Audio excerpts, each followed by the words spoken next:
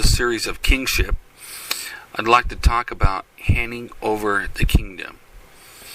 And this is really going to speak to a lot of people who are not sure about the Trinity,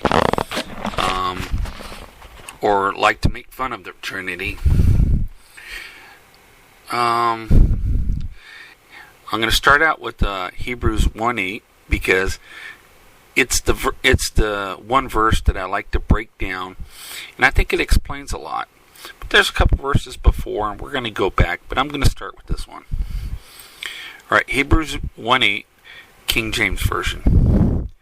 But unto the Son he saith, Thy throne, O God, is forever and ever. Now, you notice the italics on it says, he saith, speaking of the Father, unto the Son. That means it's been added in there. And the reason it's added in there is not because they wanted to change something or add on to it, but because this is not meant to be verses. The verses were added in. Archbishop Stephen Langton and Cardinal Hugo de Santo Caro. They developed different schemas for the systematic division of the Bible in the early 13th century. And it is the system of Archbishop Langton on which of the modern chapter divisions are based, who decided to figure out a way to study it. And that was a great idea. But one of the problems when you break them up and you put them into verses is now you have to add in stuff to explain what was said before or what was explained before and is missing now, and then you don't get the idea of it. So the he saith is takes us back from chapter 1 verse 5 through 7 is talking in reference to that. For unto which of the angels said he, speaking of the Father, at any time, said he, said, past tense, Thou art my Son, this day I have begotten thee. And again, I will be to him a father, and he shall be to me a son. So verse 6, And again, when he bringeth in the first begotten into the world, he saith, again, saith, And let all the angels of God worship him. And of the angel he saith, Who makes his angels spirits, and his ministers a fire of flame. Which leads right up to 1:8. You see, this is a direct reference of the Father speaking to the Son and saying, look, he's not an angel, because of which of the angels. I heard that the Jehovah Witnesses actually refer to Jesus as an angel. Well, right here is very clear. It says he's not an angel, because it says which of the angels has he said at any time. So it's not excluding any angels. So there's just no way. I'm not going to get into why they think that and this and that. Okay, the saith part, the saith word now comes from the Greek word Lego, like Lego My Ego or the Lego toys or whatever. That's a Greek word, Lego. All right, before we get into the Greek definition, let's go to the Random House dictionary, because they use a lot of Old English words. And for the word saith, it's a verb. It's third person singular, present of say. So present, and that means right now. This is not a past tense. This is not something he said. So it's not, that's why they didn't put said, because remember they put said earlier? Remember? Okay, that was Hebrews 1:5, for unto which of the angels said he. So see, it does use said, and said is past tense. Saith is present of say. And what was it that he said right now? Thy throne, O God, is forever and ever. So let's take a look at the throne now. Next thing on the list. From this we can see that this is a great proclamation of a great high king of kings, showing whose authority is being appointed to. So this explains what God has done and what he is doing, as in mentioned here. So you should know and be aware that a reference to God saying something has a great significance, because he will only tell us what he deems worthy to say. God just doesn't speak just whatever. The Father just doesn't say things just to say things. He says it because he deems it of very great importance. Going further into this verse, we see what God is saying. Thy throne, O God. Now, here's some things you're going to have to struggle with. First of all, if you don't believe in the Trinity, you're going to have to ask yourself, why is the Father calling him now, O God? Okay, well, yeah, you need to chew on that, because he is God. He's not another God. He's the second personage of God.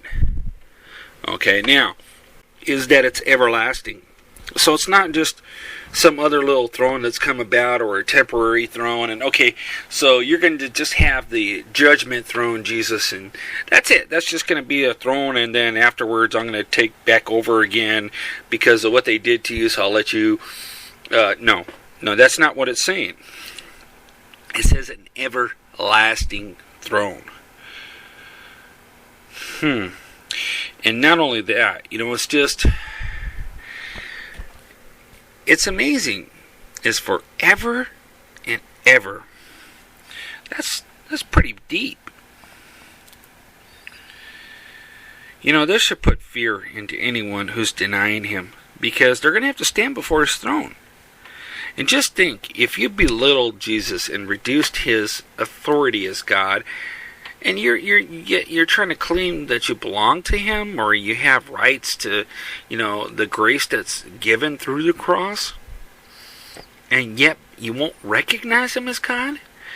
Man, it's not just having some blind faith in Jesus. You believe that he's God. That's how he saved you. Because if you don't, you're not saved. Don't kid yourself. You're lost. You're lost. Let's go on. Please, don't leave. Hang out, just for a little bit more. Give me just a little bit more. Saying, first of all, thy throne. So Jesus has a throne? I thought only the Father has a throne. No. Jesus has a throne. And I know the Jehovah Witness Bible has a translation where they changed it to Jehovah. Well, I'm sorry. It's not talking about Jehovah. It's Jehovah talking to Adonai. Adonai is Jesus. And it's saying, thy throne, from Jehovah, speaking to Adonai, thy throne, O God. Now, to understand what's being said in the Hebrew, even though this is Greek, you have to understand this is Old Testament brought into New Testament. So we look at Psalms 45:6, and it says the same exact thing. Thy throne, O God, is forever and ever. Now, O God is the Hebrew word number 430, and it is Elohim. So we see that whoever is being talked to is Elohim. Now, that word is the regular word for God, as in God Almighty. And it's God. Not like little God, but God Almighty. Now, Jehovah or Yahweh is the personal name of God, and Adonai is my Lord. To show what I'm talking about, let's take a look at the 1984 version of the New World Translation, which is a Jehovah Witness Bible translation. Okay, Hebrews 1:8, but with reference to the Son, God is your throne forever and ever. Now, you notice it says God is your throne, but that's not what it says, and I'll prove it to you. Let's take a moment and go through the Greek, and let's see what it really says. Okay, the first would be pros, which would be pertaining to, with the dative case by the side, that is near to, usually the accusative case, the place, time, occasion, respect, which is the destination of the relation. The word used in the King James is unto. Now we don't put unto but that's the way they talk, so we changed it. We put but unto. So we took the second word and put it first, which doesn't change the meaning, but it helps us understand it. So the day, however you want to pronounce it, but and etc. Also and but more now over. Okay. The next word is ho he to, which is the masculine and feminine second and neuter third forms in their inflections, the definite article the, sometimes to be supplied and other times admitted in the English idiom. The, this, the, one, he, she, it, etc. Son. Apparently a primitive word, or huios. Apparently a primary word, a son, sometimes of animals, used very widely in the immediate, remote, or figurative kingship, a child, foal, or a son. And then again, we already did that, so we're not going to go over that again, which was ho he to. Then throne, thronos, to sit, stately seat, throne, by implication of power, or concretely, pontate, seat, throne. And then thy, meaning belonging to you. See, now that's exactly what I'm talking about, the su. See, it's not talking about my throne, God's throne, your throne, thy, yours. The ho he to, we're not going to do that again.